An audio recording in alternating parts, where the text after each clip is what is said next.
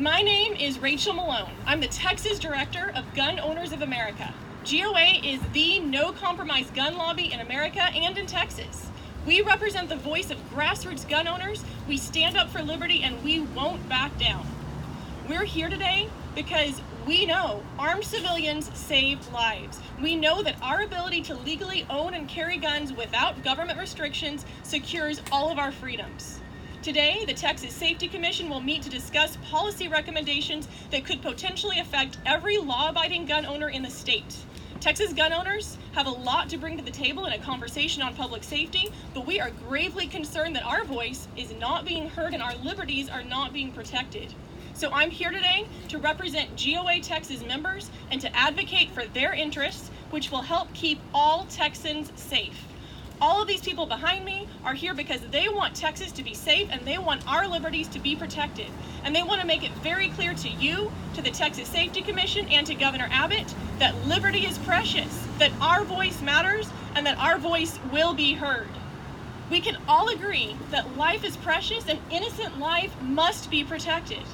But here's where I want to be very clear. The threat is not guns. The threat is not, quote, gun violence.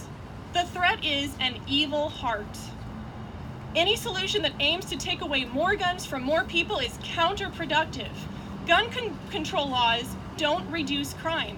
They don't keep criminals from committing evil, despicable acts. And they certainly haven't kept us safe, as can be seen in cities like Chicago and Baltimore. It's easy for Texans to be afraid of a mass murderer, especially with media hype building such fears. But when it comes to a policy response to mass murders, we must not be governed by fear. Instead, let's recognize a few truths that lead us to much better solutions to keep us safe from both the threat of mass murders and keep us safe from the threat of losing our freedoms. Number one, criminals don't follow the law. If a law tries to control who may have a gun and where they may have a gun, it's not likely to affect criminals. But it is likely to hurt peaceful, law-abiding citizens like me and like these people and like millions of Texans. Evil is always going to exist in this world, and evil people are always going to find a way to carry out their evil plans. Ban the guns and they'll just get them illegally. Take away their guns and they'll use something else. So banning a gun or trying to take it away from more people doesn't actually make us safer. It just means we can't fight back and save lives. It means that more innocent people might have to die while we wait for somebody with a gun to show up and stop the attack. That's an important point because armed civilians are proven to be very effective in stopping criminals and saving lives. Guns are used far more often to protect innocent life than to harm it, as many as 16 to 100 times more often according to data provided by the CDC.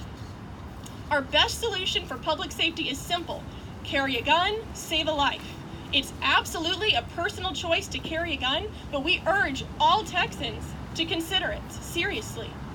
The best legislative and policy solution for public safety is this: make it easier for Texans to legally carry a handgun for protection. Did you know it's easier to legally carry a handgun in 31 other states than it is in Texas? 31 other states say that if you legally own a handgun, you can carry it in public. Texas, however, requires a state-issued permit to be able to carry a handgun, whether it's open or concealed. I don't know of any criminal who was deterred from committing a crime with a gun simply because he hadn't gotten his permit yet, or because the sign said no guns allowed here. I know plenty of law-abiding Texans who don't carry in public because they don't have a permit, or because there's a sign that says it's illegal. This means fewer people are able to effectively and legally defend themselves and stop a threat. And Texas is less safe. Even worse, Texas's ban on carrying handguns without a permit is built on racist, elitist ideas with an intent to disarm minorities and make them more vulnerable. Y'all, I am so proud of Texas and of being a Texan, but I am not proud of that despicable time in Texas history during Reconstruction when we passed a law banning the carry of handguns outside one's own property. And we applied the law in a way that gave one group of people superior elitist standing over another group simply based on the color of their skin. No Texan should have to go prove that he or she deserves to be one of the elite group allowed to defend themselves. It's time to get rid of the law that requires Texans to apply for a permit to simply carry a gun for self-defense and protection. As I said earlier, this law doesn't stop criminals, it just makes law-abiding Texans more vulnerable. The best legislative action to make Texans safer is to pass permitless carry legislation like 16 other states have, to allow peaceful, law-abiding citizens to legally carry handguns, open or concealed, without jumping through hoops and having to prove their innocence. Texas does not need a rinse and repeat from last year. Our voice was excluded from those roundtable discussions, which resulted in Governor Abbott's recommendation to look at red flag laws. Gun Owners of America spoke up strongly and contended that red flag laws would wrongfully take away guns from Texans, they would result in more innocent life lost, and they would not stop mass attackers from getting their hands on a weapon one way or another.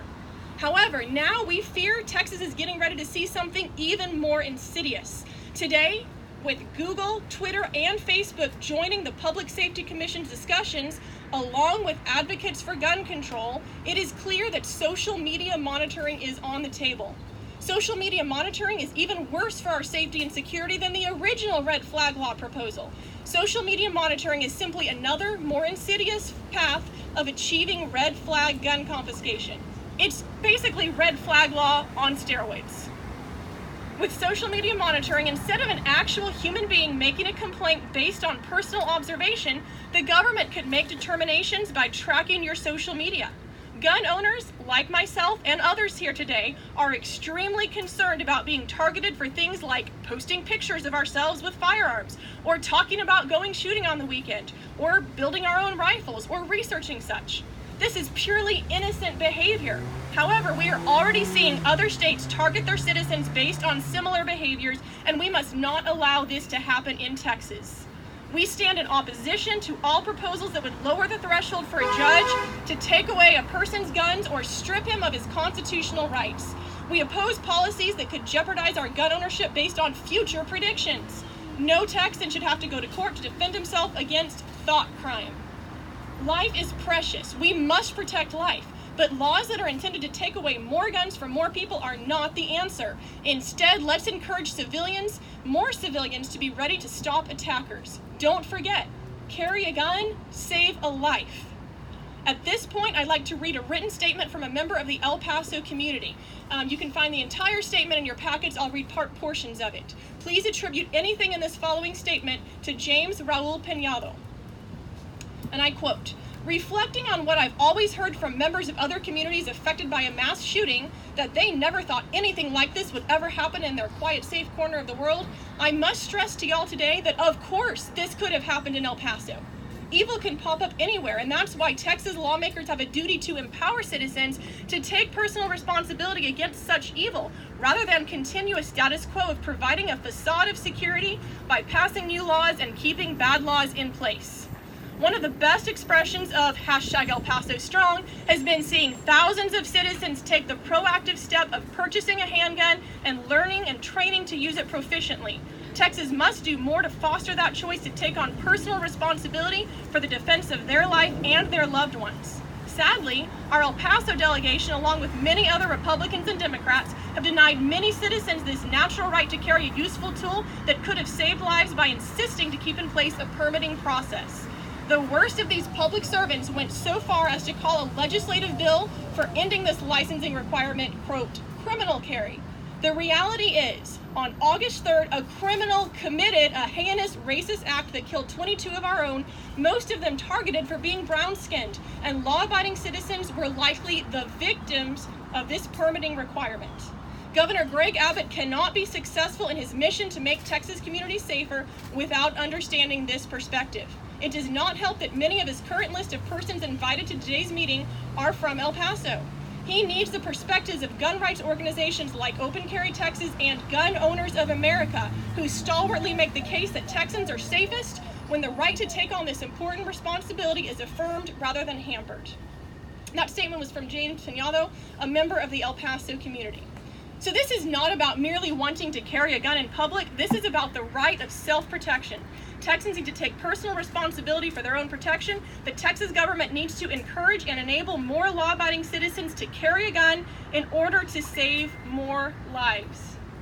And now, I would like to introduce Stephen Willeford, the hero of Sutherland Springs. Mr. Willford knows perhaps better than anybody else here today how a gun can be used to save lives. Mr. Willford.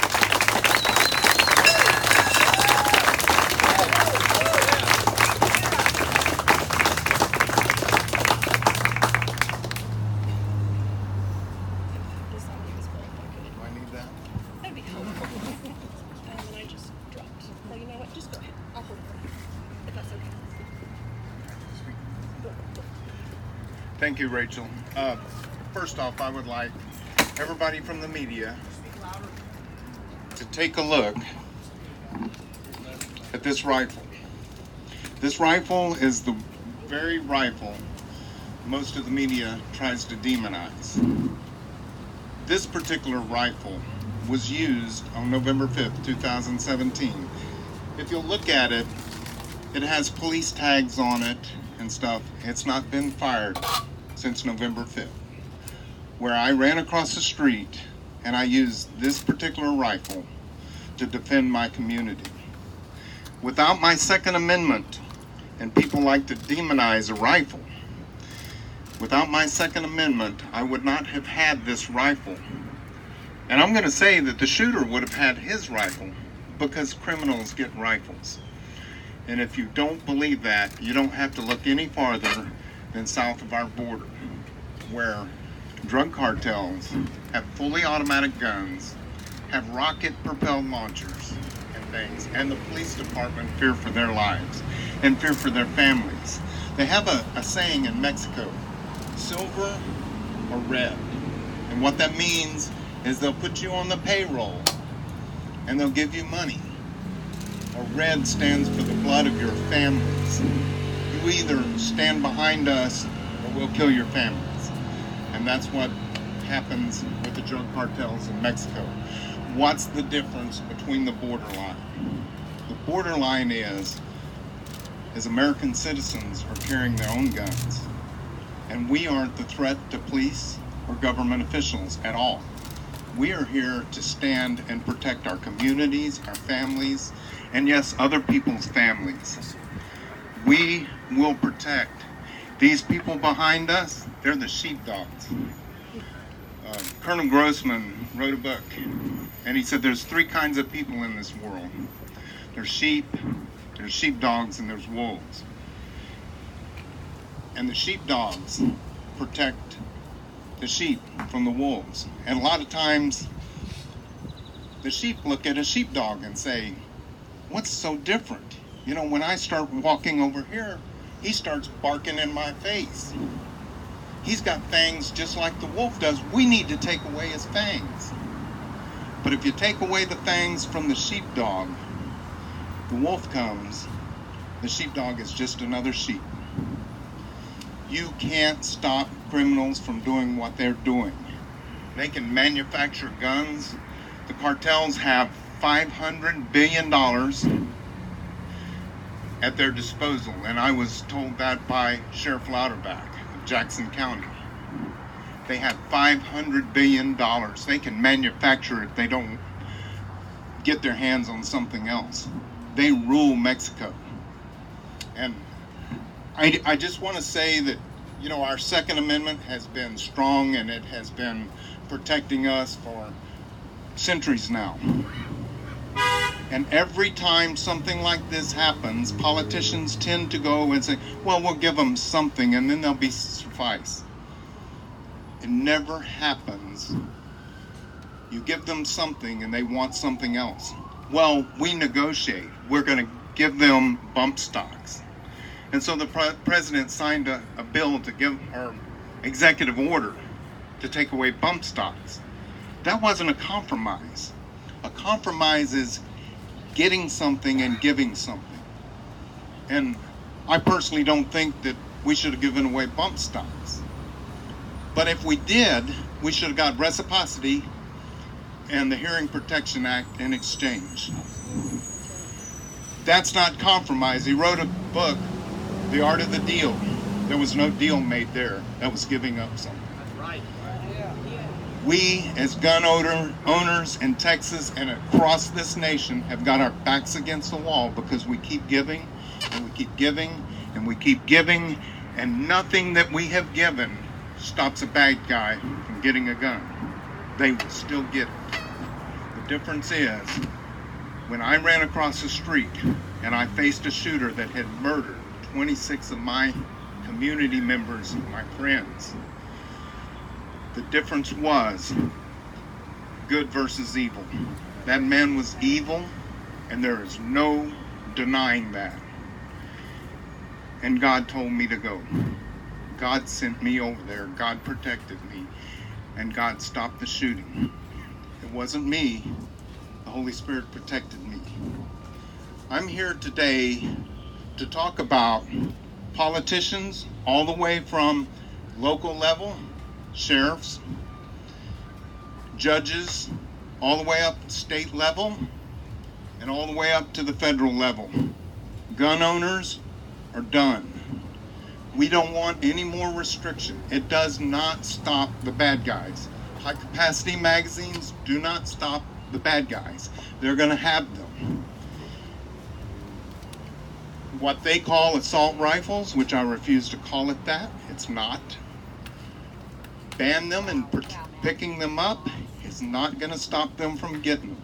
Between 300 and 500 million firearms in this nation right now. If you enact a program that goes around and collects them, you're going to get them from the good guys and not the bad guys. And we still outnumber them now. We outnumber the bad guys. Look around you. These people are the sheepdogs of your communities. These people are the ones that would stand up. And it matters. And if you don't believe it, y'all may have heard the story. Google me. Find out what happened if you don't know the story. And I'm not that different than the rest of these people up here. They would have done the same thing. We're tired of... We have to understand our government. We don't work for our government. They work for us. Yeah. Where else in this world do you know of where an employee tells the employer, I'm going to restrict you? It doesn't happen. It doesn't happen, and we are tired of it. And we don't want red flags. Red flag laws, all they do is do away with due process. Now, if you make a threat, you say you're going to go do something, then that's a terroristic threat. And they should come and arrest you. But just because a neighbor thinks that, oh, he's got a lot of guns, he must be crazy. And they come and pick up your guns, and then you have to prove that you're not crazy. That's not the way it works. We have due process. They have to prove you're guilty. You don't have to prove you're innocent. I just want to say thank you very much for Gun Owners of America. Get out there, make sure you vote. Vote pro-gun all the way. Second Amendment is so important. It's time that we bring what's important to God back into our nation. Guns aren't important to God. Guns aren't important to God. USA! USA! God. USA! Wait, okay, USA! okay, hang on. Important to God. Your self-defense is important. You can look throughout the Am I Bible. safe? You can I'm not safe. 26 people died before self-defense matters. Died before you got How there. many more? How many more would have died? You cannot stop. Okay. Do you We think? would be safer if more guns meant safety, right? There are more guns in the United States than anywhere in the world, but we're not safer. This happens here. It happens in Russia. It happens other places too. What about France?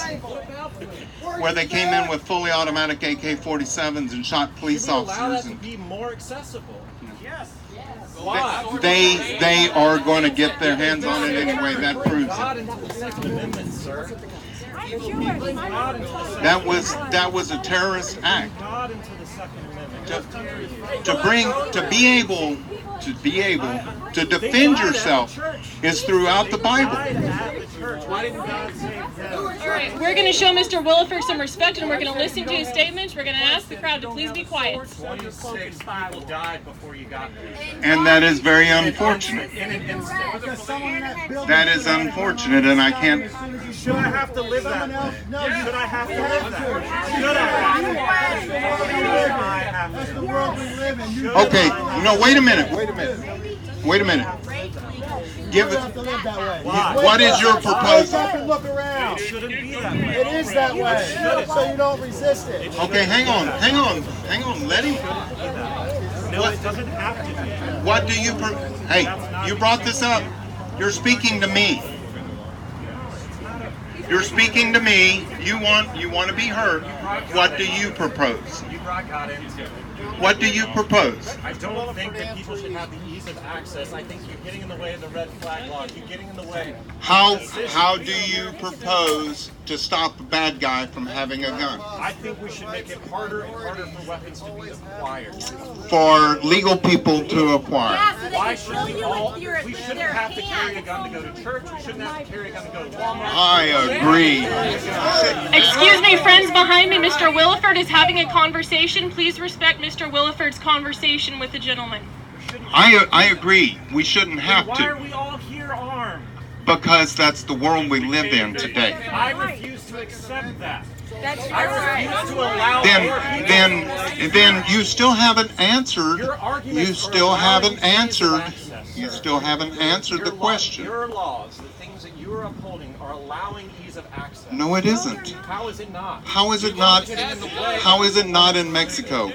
Tell me how Mexico. Tell me how the drug cartels in We Mexico. sent them weapons. No. Oh yeah. Oh, Obama did through Fast and Furious. Not okay. But he didn't send full automatics, and yet they have them. No answer to that. I don't want to see more weapons in our country. Well, So you want to see more people getting hurt? so can I ask you? Do you think it can happen anywhere? Can violence happen anywhere? Yes. Sutherland Springs is a community of under 600 people. But should a Okay. person be able to kill 26 people in How- an instant? Can we not regulate the weapons that are capable of doing that lower and lower and making that harder? You can carry anything, Change magazine laws. Make fewer magazines. and you're going to get them all away from the criminals. You're going to stop that from happening. You're going to stop that from happening. Okay, yeah, good point. Good point. Do you know that the FBI statistics say that more people are murdered by blunt instruments than rifles? Knives and hammers. 4 times more. It's hammer time. Baseball bat. 19 of them were murdered. It was like 19 were murdered with a knife in China. Cars. Yeah. I would take my odds with this. And heart disease. 19 were murdered in China with a knife. Turn your weapons into plowshares. Turn your weapons into plowshares. So you can be plowed into the ground by the bad guy. And then who's going to protect you? You ready for the police to wait? You ready to wait for the police? Go back to your basement. 5 to 7 minutes. 5 to 7 minutes for police to arrive. Sir, I'm thankful that you were able. I'm glad you feel. Look. 5 to 7 minutes. Would you rather have waited and on a church I would view? rather he not had that weapon. I would have rather he not killed those people. Okay. Failed. The Air Force failed. 5 to 7 minutes estimated between that time. 5 to 7 minutes before the police department showed up, and that's one of the points that I was going to make, is the police department in Wilson County is some of the best officers around. And it took them 5 to 7 minutes estimated before they got there. I have a quick question. Okay, listen. All right. Have you guys looked at technologies that could potentially be life-saving? So I've developed like an AI that can spot weapons that are being used, like at a Half the time when I go to open my cell phone, Yep. it doesn't open. I have to end up punching in a So if code. it works half the time, is that that would still do something to be creative? I was just wondering. You know, and what is the Second Amendment about too? So I'm What is the Second Amendment about? I'm not here with any kind of stance in terms of on weapons or Second Amendment. Okay. I'm just suggesting to everyone in the room that we have technologies nowadays that are new and kind of good. But technology can. Use it. Create the tool. Don't mandate that I use it. Create it. Yeah, Create it. so- It's another tool. Again, this rifle is nothing but a tool. Don't stop it. Create the tool. Okay, Yeah. technology, that's all fine and good, but when it comes to your safety, Yeah, do so you I'm want to? actually suggesting that there's being able to use surveillance camera feeds, and I have an AI that can look through the surveillance feed and give faster notification to the police if someone is using a weapon. So everybody is now mandated to buy and pay for surveillance? How about the Fourth Amendment? Private businesses like like a mall or commercial establishment. All right, friends, we are about out of time. We've run over where we said. I'm not trying to cut you off, sir. We'd love to answer some of those questions. Maybe we can do that privately afterwards. Members of the media, thank you for being here. Make sure you've grabbed a media packet. If you have questions for Mr. Willeford or me, we'll be around as long as we can before we have to head out. My last request of you is please give more airtime to the stories of heroes who save lives with various tools, such as Mr. Willeford and such as so many other Texans. Please give more airtime to those heroes. And don't bother giving airtime to despicable murderers. Let's focus on praising those who save lives. Thank you very much. Thank you to those behind me. I'm going to ask all my friends behind me, if possible, unless you need to go sit down, hang tight for just a minute, and I will come back within about 5 minutes for everybody behind me and help you out. We're going to take just a quick walk down Congress, a few blocks, and we'll come right back.